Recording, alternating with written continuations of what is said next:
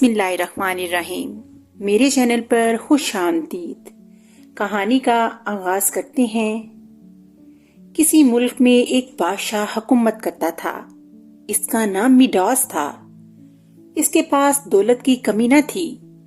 وہ سونے کی بنی ہوئی چیزوں کو بہت پسند کرتا اور ہر وقت اس فکر میں رہتا کہ اس کے پاس سونے کی بنی ہوئی بہت سی چیزیں ہوں۔ اپنے اس شوق میں اپنی رعایا کو بھول بیٹھا تھا۔ اپنے ملک کے لوگوں کی بھلائی کے لیے وہ کوئی کام نہیں کرتا تھا، اس لیے اس کے ملک کے لوگ بہت غریب تھے۔ بادشاہ کا وزیر اعظم بادشاہ کو کہتا، عالی جاں، ہمیں اپنے ملک کے غریبوں کی مدد کرنی چاہیے، وہ بہت بری حالت میں ہیں۔ بادشاہ جواب دیتا، وزیر اعظم، تمہیں ان غریبوں کا اتنا خیال کیوں ہے؟ کیا تم یہ چاہتے ہو کہ ہم اپنی دولت ان بھوکے ننگوں میں لٹا دیں اور خود فقیر ہو جائیں؟ نہیں، یہ نہیں ہو سکتا، ہم ان کی کوئی مدد نہیں کر سکتے۔ یہ کہہ کر وہ اپنے محل کے کمرے میں چلا جاتا اور اپنے پاس جمع کیے ہوئے سونے کے سکے گننے لگتا۔ وہ جتنا زیادہ سونے کے سکے گنتا اسے اتنا ہی مزہ آتا۔ بادشاہ میڈاس کی ایک بڑی ہی پیاری لڑکی تھی جس کا نام میری گولڈ تھا۔ میری گولڈ بہت خوبصورت تھی، اسے پھول بہت پسند تھے اور جب بھی موقع ملتا وہ باغ میں جا کر پھول جمع کرتی۔ جب بھی میری گولڈ کی سالگرہ ہوتی تو بادشاہ اسے سونے کے بنے ہوئے تحفے دیتا۔ ایک دن جب اس کا وزیر اسے غریبوں کی مدد کو کہہ رہا تھا تو بادشاہ نے غصے سے کہا، تم کو نہیں معلوم کہ میں دنیا کا امیر ترین بادشاہ بننا چاہتا ہوں اور تم ہو کہ میری دولت کم کرنے کا سوچتے رہتے ہو۔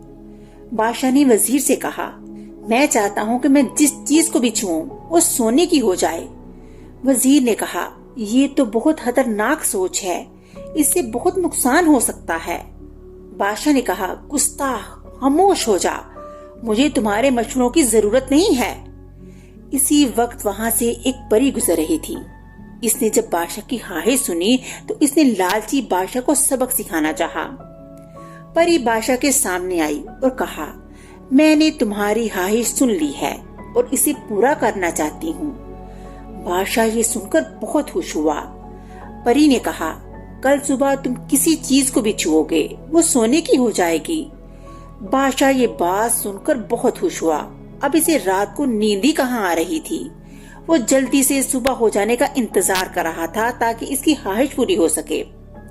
اس نے اپنے آپ سے کہا، میں سب سے امیر بادشاہ بن جاؤں گا، لوگ میری دولت کی مثالیں دیں گے، کتنا اچھا لگے گا جب میرے پاس ہر چیز سونے کی ہوگی۔ صبح بادشاہ بہت جلد نیند سے جاگ گیا۔ اس نے جیسے ہی اپنے کمبل کو چھوا تو کمبل سونے کا ہو گیا۔ بادشاہ بہت خوش ہوا۔ اب اس نے کرسی کو ہاتھ لگایا تو وہ بھی سونے کی ہو گئی۔ جگ کو چھوا وہ بھی سونے کا ہو گیا۔ موم بتی کے اسٹینڈ کو چھوا تو وہ بھی سونے کا ہو گیا۔ اسی طرح اس نے اپنے پلنگ کو، اپنے کمرے کی جس چیز کو چھوا وہ سب سونے کا ہو گیا۔ اس کے بعد بادشاہ اپنے محل کے باغ میں گیا۔ وہاں اس نے پھولوں کو چھوا تو وہ بھی سونے کے ہو گئے۔ میری گولڈ کے پلے ہوئے ہرن اور خرگوش کو بھی چھوا تو وہ بھی سونے کا ہو گیا۔ ہر چیز کو سونے کا بنا کر وہ خوشی سے پاگل ہو رہا تھا اور خوشی خوشی محل میں واپس آ گیا۔ جب وہ ناشتہ کرنے میز پر بیٹھا تاکہ ناشتہ کر سکے، میز پر ناشتہ لگ چکا تھا۔ ناشتے میں دنیا کی ہر نعمت موجود تھی۔ بادشاہ نے کھانے کو ہاتھ بڑھایا۔ اس نے سیب کو اٹھانا چاہا تو وہ سونے کا بن گیا۔ وہ جس چیز، مثلا ڈبہ روٹی، دودھ کا گلاس، مکھن، ہر چیز جس کو بھی ہاتھ لگاتا وہ سونے کی بن جاتی۔ وہ ناشتہ نہ کر پایا تھا۔ صبح جب میری گولڈ اپنے محل کے باغ میں پھول توڑنے گئی تو وہاں کا عجیب نظارہ دیکھ کر حیران ہو گئی کہ سارے باغ اور اس کے پالتو جانور، مختلف چیزیں سونے کی بن گئی ہیں۔ وہ بہت اداس ہو گئی۔ اس نے کہا، سب پھولوں کی خوشبو کھو گئی ہے، میرے پالتو جانور بھی حرکت نہیں کر رہے، یہ ان سب کو کیا ہو گیا ہے؟ میری گولڈ یہ دیکھ کر بہت روئی اور روتے ہوئے اپنے باپ کے پاس پہنچ گئی۔ بادشاہ نے کہا، شہزادی مت رو، تمہیں تو خوش ہونا چاہیے کہ اب میں سب سے امیر بادشاہ ہو گیا ہوں۔ یہ سن کر میری گولڈ خوش ہونے کی بجائے اور زیادہ رونے لگی۔ بادشاہ نے اپنی شہزادی کو چپ کرانے کے لیے اسے تھپکی دی تو بادشاہ کا ہاتھ لگتے ہی میری گولڈ سونے کی ہو گئی۔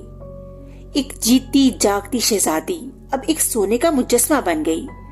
یہ دیکھ کر بادشاہ بہت پریشان ہو گیا۔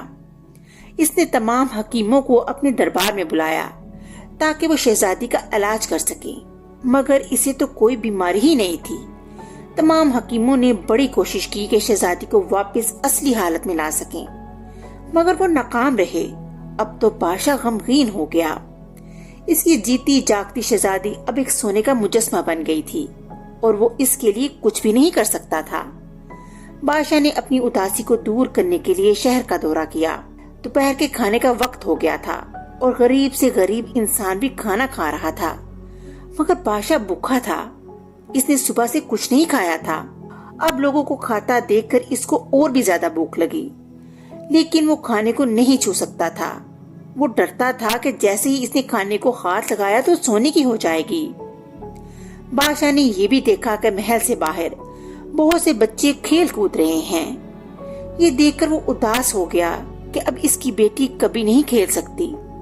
بادشاہ اس لمحے کو کوس رہا تھا جب اس نے یہ خواہش کی تھی کہ اس کے چھونے سے ہر چیز سونے کی ہو جائے۔ اس نے کہا، کاش میں خواہش ہی نہ کرتا تو آج مجھے یہ دن نہ دیکھنا پڑتا۔ شہزادی بھی ٹھیک ہوتی اور میں بھی پہلے کی طرح سکون اور آرام سے رہ رہا ہوتا۔ اس طرح پچھتاتے ہوئے وہ محل واپس آ گیا۔ اچانک اس کے سامنے وہی پری آ گئی۔ پری نے بادشاہ سے پوچھا، تم اداس کیوں ہو؟ کیا اب تم سب سے بڑے امیر بادشاہ نہیں بن گئے؟ بادشاہ نے کہا، اچھی پری، اب میں سب سے امیر بادشاہ ہوں، لیکن اتنا سونا بھی مجھے خوش نہیں کر سکا۔ اچھی پری، مہربانی کر کے میری مدد کرو۔ یہ سن کر پری جان گئی کہ اب بادشاہ کبھی لالچ نہیں کرے گا۔ پری نے بادشاہ کو پانی سے بھرا ہوا جگ دیا اور کہا، اس جگ کا پانی ہر اس چیز پر چھڑک دو جس کو تم نے چھوا ہے۔ بادشاہ جگ لے کر پہلے باغ کی طرف بھاگا۔ جب اس نے پھولوں پر جگ کا پانی چھڑکا تو پہلے جیسے تر و تازہ ہو گئے۔ یہ دیکھ کر بادشاہ بہت خوش ہوا۔ اس نے شہزادی کے پالتو جانوروں پر بھی پانی چھڑکا تو وہ بھی دوڑنے لگے۔ پھر وہ شہزادی کی طرف بھاگا اور شہزادی پر پانی چھڑکا تو میری گولڈ دوبارہ جیتی جاگتی انسان بن گئی۔ اب تو بادشاہ خوشی سے دیوانہ ہو گیا۔ اس دن کے بعد بادشاہ نے لالچ سے توبہ کر لی اور اپنے ملک کی رعایا کے لیے فلاحی کام شروع کر دیے۔ اس نے غریبوں کی مدد کرنے اور ان کے لیے اچھے اچھے منصوبے تیار کیے۔ اسے احساس ہو گیا تھا کہ سونا اور دولت ہی انسان کو خوش نہیں کر سکتا، صرف نیکی انسان کو سچی خوشی دے سکتی ہے۔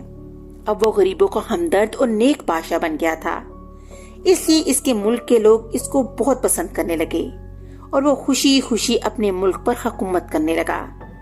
اس طرح کہانی کا اختتام ہو گیا۔ اگلی کہانی کے ساتھ پھر ملوں گی، تب تک کے لیے اللہ حافظ۔